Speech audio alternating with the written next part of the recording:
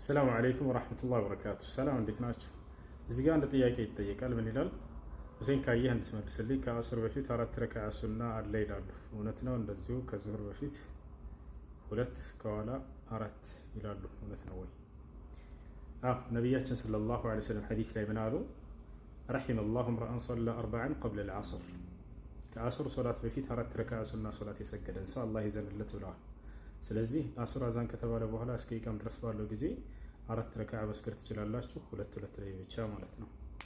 በሌላ ሐዲስ ላይ ነቢያችን ሰለላሁ ዐለይሂ ወሰለም በይነ ኩሊ አዛነይን ሶላህ በይነ ኩሊ አዛነይን ሶላህ ሊመን ሻአ ብለዋል። በእያንዳንዱ አዛንና ኢቃም መካከል ሱና ሶላት መስገድ ይቻላል ለፈለገ ሰው ብለዋል።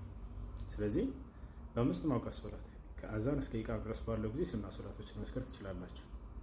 ሌላው ከዙሁር በፊትና በኋላ ስላሉት ነቢያችን ሰለላሁ ዐለይሂ ወሰለም በሌላ ሐዲስ ላይ ምን አሉ? መን ሰላ ፊል የውሚ ወለይላ 12 ረክዓ በነላሁ ለሁ በይተን ፊል ጀና አሉ። በቀንና በሌሊት 12 ረክዓ ሱና ሶላቶችን ለሰገደ ሰው አላህ በጀነት ውስጥ ቤት ይሰራለታል አሉ።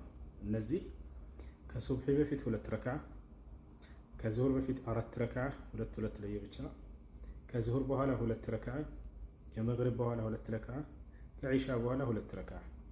እነዚህ ናቸው። ሰላም አለይኩም።